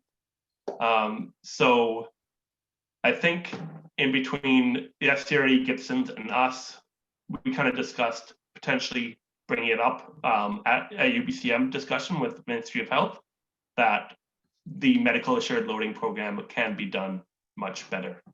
So I think that's an ongoing discussion that the three local governments need to have about what exactly we'd like to see. But the short version is we're still not happy with the program, even though some improvements were made, and BC Ferries in the province will say that it's working great. I think the local experience says otherwise. That's all I got. Thank you. Is my volume back up where it should be? No, it's still quiet? Yeah. Must have switched speakers on me. Or must have switched. How's that? Is that better? There you are. Okay, awesome. Okay. Okay. Councillor Scott. Yeah, so the only council related item I attended since our last meeting was the opioid operations discussion. As Councillor Kuster discussed, it was a real eye opener and a good understanding for the other side of the fence and the compassion that's required to understand the needs of those people. I've had discussions with other people that are on councils in different communities, and I'm finding that it's certainly not systemic to us. It's hitting everybody just as hard, and it's definitely something that we need to work on. I'm going to hazard a guess as Canada-wide, not even just the provincial side. So I do look forward to continuing those discussions. I completely understand the challenges of businesses in the downtown core that are having challenges with some of the happenings going on, and we do need to work together to get through that and try to find a place that's workable for all sides so that we can maintain the support that these people need, and hopefully they'll be able to integrate into the community in a satisfactory fashion. So I look forward to continuing that and seeing more even education sessions for the public as to what's going on down there. And that's it for me. Okay, Still volume, still good? Okay, good. Okay. I attended a few events. I mean, as we didn't have any meetings in the regional district or district of Seashell, like no regularly scheduled board or council meetings. So that was, I enjoyed it. It's kind of when I looked at my calendar last week for this week, it's like, okay, here we go, starting up. So I did attend a couple of events representing the district of Seashell. I attended the SDBA Cowrie Street Patio launch. When I got there, the Rotary was still like hammering in the last few boards and making sure that it was all done. I attended the Senior Center for their solar panel unveiling. And they have a program set up on the computer in the lobby that you can actually go and watch moment by moment what kind of return they're getting from their solar panels and the impact, like financial impact that it's having on their costs. So they're quite thrilled with that. I had an orientation session and then attended the first board of directors meeting for iced tea. So that's quite interesting. Some of the things that are happening there, the islands actually, so the Gulf Islands have never been part of any of the regions for funding. So they've asked to join. So there's some conversations going back and forth between the iced tea board and the provincial government, et cetera, around that. And what was interesting to learn was a lot of people will look at iced tea and say, well, why isn't iced tea funding the same kinds of things that, you know, Northern Development is doing, for example, or the interior? And so they gave us some feedback on, or some information on how those organizations actually were structured initially. And when the BC rail line in the north was kind of put aside, I guess, there was 135,000, I think, 135 million, sorry, paid into the Northern Development Trust.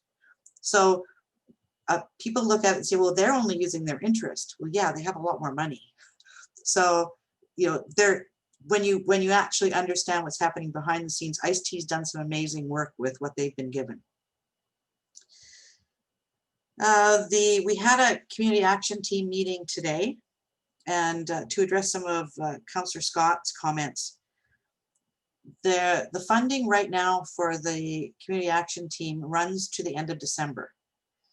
And we are waiting to find out whether or not funding will continue, because I agree, and the committee agrees, that some of the work that needs to be done is more community education, more education of, you know, also people who, like parents of young people, like a lot of information out there. There are some amazing resources that have been developed over the last year on the Sunshine Coast.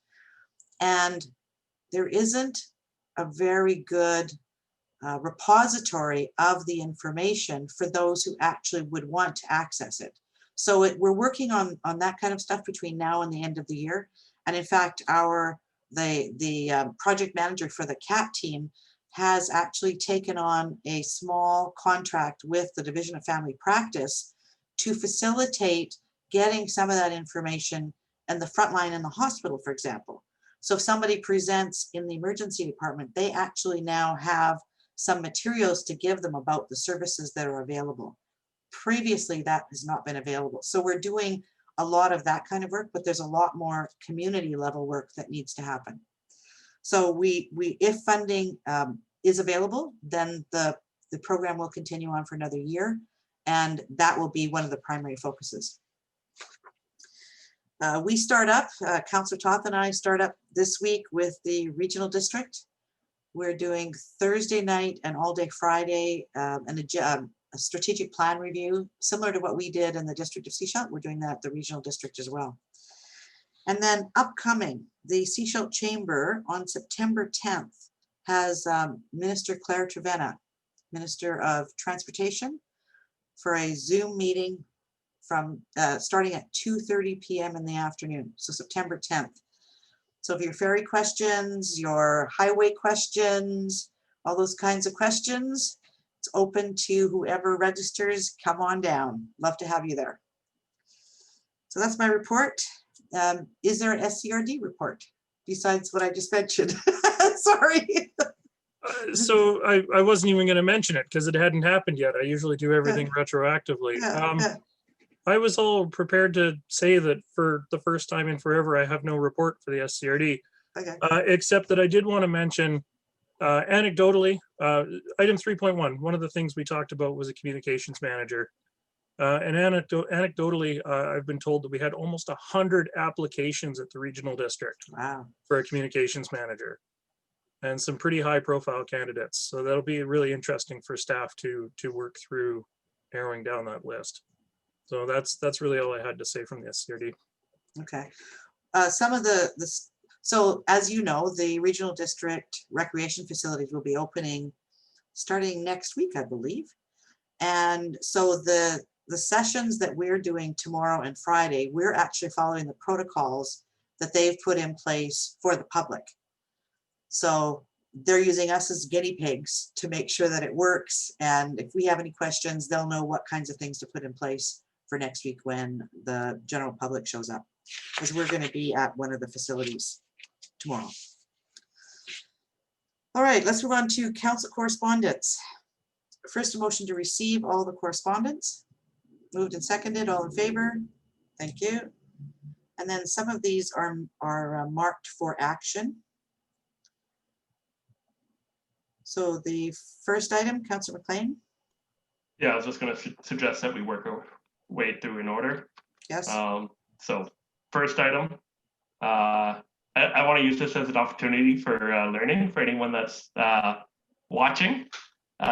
So first reading does not indicate support for a project, or not overall support for a project. It's just part of the rezoning process. Once we reach adoption of a zoning bylaw, it's about the zoning and general use provisions and what's appropriate for the location. So essentially, we are looking at housing plus office space. So to say that first reading is support of this project, I don't think it's entirely accurate. However, I do support this project, and I'd be happy to write a letter of support that is different than the one suggested in this letter. Community service is vital to our community, and this project will really help them be a more effective organization. Right, and that we support an application for a grant. Yes, okay. So you're making that recommendation that we do a letter, but with similar wording to what you've suggested. Okay. Is there a seconder for that recommendation? Seconded. Any further comments? All those in favor? Thank you. Next one, anything on item number 2?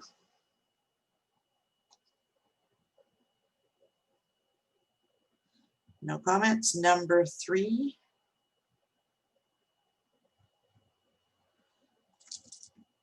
Sorry, I don't have, I'm gonna have to do, hang on one second, I gotta do this differently.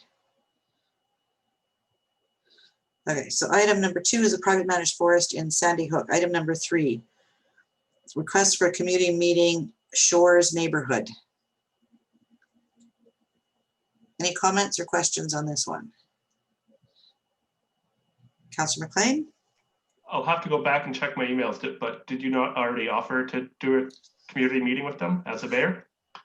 Yes, I did actually. But well, I said I would bring it to council to see if that was what council would like to do. I didn't say that I would do that. I wanted to see what council was willing to do. They did come, a few of them did come on Monday to the council conversations, and they would very much like to have a meeting. They have indicated that there are 40 signatures on here, and they wanted to have a meeting in public. So like in person kind of thing. So, I mean, if we're moving forward with a meeting with them, probably Zoom would be how we would need to do that. We don't have a facility, and we can't guarantee that we're not going to get rained on outside at this point. I have talked to the staff sergeant, and she has indicated that if we do have a meeting, she is definitely willing to be there. Let's have a meeting. Okay. And so I think Zoom is appropriate for something like this. So we could request that staff reach out and set up a meeting with the the people here, and invite the staff sergeant to join us, or the RCMP to join us. Okay. Do we need a motion to that, Mr. Yates?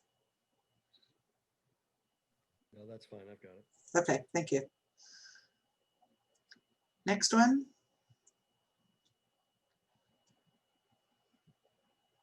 Where's got it here? Sandy Hook Community Association, road access to the private managed forest. Councillor Toth. Actually skipped over item number 4, which Sorry. was the letter from the downtown. Sorry, yes, okay. Association. Okay, sorry, go ahead. I was just, okay, I'll speak to it then. Tentatively, I appreciate what they're trying to do with this project. I'd like to know more about what exactly they're looking to do, what they're looking to spend, how they're looking to spend it. I would invite them to come back with a budget or partnership proposal in time for the 2021 budget. So potentially request staff, have them put together a business case. I think that's fair. Oh, go ahead, Julie. Sorry, if I could just give you a little update. Since receiving that letter, Yes. Destination BC has asked municipalities if they would like any money for any projects that might be somewhat tourism related. And we identified this project as a possible one that they're looking for shovel ready projects. The district doesn't have anything shovel ready. This is almost shovel ready. So I am working with SDBA to get a little bit more information on the costs of each of the elements of the project and what they're proposing, and working with staff on what would it cost to pave the street. And so that we can let Destination BC know how much money we might like to have. So we're already working with them on this. I think it might be prudent to wait and see if what we hear back from Destination BC, if they want to give us all of the money that we need to make the most beautiful lane. Okay, do we know a timeline for that? Yeah, I have to get my report into Destination BC by Friday. Okay. And although they're not asking for an awful lot of details, and they haven't said if, based on the report that I give them, if they're going to write us a check or if they're going to then say, okay, that sounds good, now give us more information. I don't know what their process is going to be at this point, but they have asked for some information. So we're already working with the SDBA to gather that. So we're not really ready to do anything beyond this at this time. Great, then I'm not making a motion. Okay, so possibly though, we want to ensure that this isn't lost, right? So it's in your hands at this point. I'm sure if something happens and it needs to come back to us, you'll make sure that happens. Absolutely. Thank you. All right, we have another letter with regards to the road access to the private managed forest up in Sandy Hook. Does anybody want to speak to this? Hey, Mr. Allen, do you want to, I don't know if you know anything about this, or Mr. Yates? Sure can do. The group of the block of properties that are in the private managed forest land were formerly accessing through the SSC properties. After that change of ownership, the access point was blocked off, and now they are attempting to access through the Skookumchuck Road through the Sandy Hook neighborhood area through Lot 77. Lot 77 is a small residential size parcel, but part of the larger block of holdings. So access permits are required to create driveways from a lot onto a road, such as Skookumchuck Road. But we do not have the ability to prevent logging trucks and heavy vehicles from driving on residential roads. Okay. Any comments or questions about that? Councillor McLean? Yeah, I think one of the requests in that letter was just to look at alternatives. And I think a simple one is just talking to the nation to see what we can do to restore that access. I honestly don't think it will go very far, but I'd like to at least try and bring it up with their council. I've actually had a conversation about that with the CEO of Suncoast Development. When they found out that the logging trucks were actually going across SSC, they approached them and requested that they identify how long they wanted to use it, what they would be using it for, and how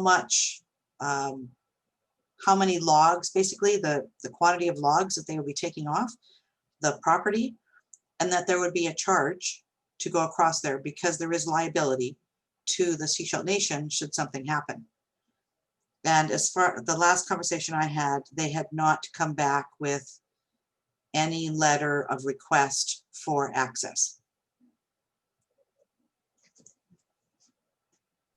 Okay, so I'm glad that the mayor talked to them. So I guess that leaves us back to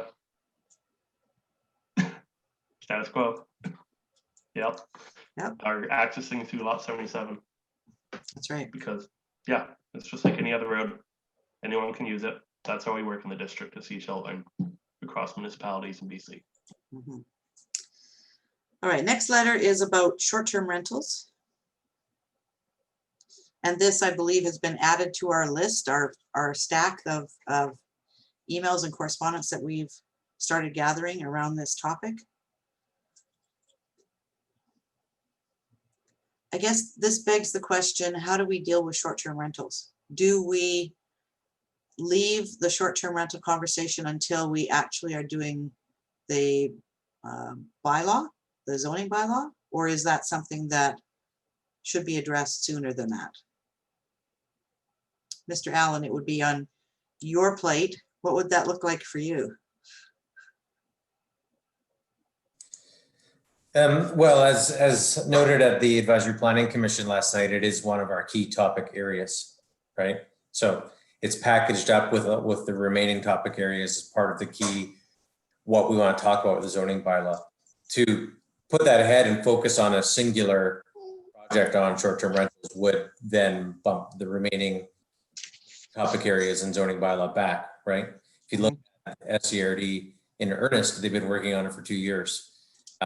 Taking a step back, they've been working on it for about 8 or 9 years. I think as we discussed last night at APC, I mean, there's really no truly right and wrong answer. And Councillor Kuester pointed out it was quite divided. You know, there are some folks who quite like Airbnbs, some folks who don't, some folks who see a value in an on-site operator, others that don't. So we can flush this out, do some engagement through the zoning bylaw review and present some options, or we can kind of slow down the zoning bylaw review and jump headfirst into short-term rental review.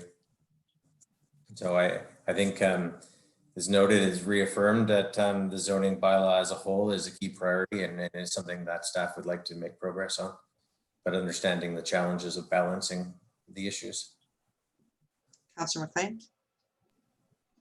Yeah, I think there's another potential outcome where the short-term rental provision of the zoning bylaw is going to slow down the rest of it because it's controversial. There's a lot of people who want to have a say, and I've seen the extensive conversation happening at the SCRD.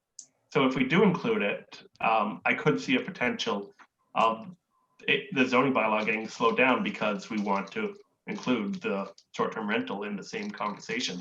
It's also, it distracts from the core conversation that is the zoning bylaw review. Okay, Councillor Toth? Yeah, I just wanted to sort of add my comments to that as well. I agree wholeheartedly with what Councillor McLean has to say. One thing that was mentioned last night at APC is that somebody had made reference to perhaps the short-term rental regulations shouldn't be addressed through the zoning bylaw at all. Perhaps they should be addressed through our business licensing and our business regulation bylaws instead. I was just wondering if there are any obvious pros or cons to going that way instead of trying to stuff it into the zoning bylaw. It would certainly is a possibility. I mean, the zoning bylaw would have some basic parameters of where it's located, but a business license bylaw or separate bylaw of some sort can dive a little bit deeper into the regulatory components and really the enforcement component of it. And that's the real challenge, right? So land use bylaw really is about the use of building and lands and structures, but there are other bylaws that dive deeper into details. So that is certainly a possibility. I have to say, I agree with Councillor Kuster last night. We heard all of the arguments that we hear everywhere in the community on both sides of short-term rentals and having, you know, on-site versus off-site, etc. I think there was one piece that they were all unanimous on, is they were glad they weren't elected and have to be in the position to have to make the decision.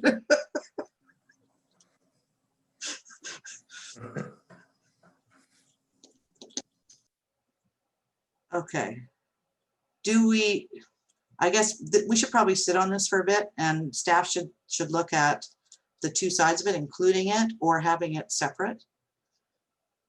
I agree with Councillor McLean. It might actually slow down the zoning bylaw, and that is important to get moving forward. Maybe give that some thought. Leave that to you guys. Last item on here. Community engagement project. Go, for, Eric. sorry, go ahead, Eric. Maybe while we're waiting for all this to grind through the bylaw process, there's been some discussion with the Airbnb side of things in their community neighborhood complaint process. And would it be worthwhile to task maybe Julie as communications manager to reach out to Airbnb as to how we can better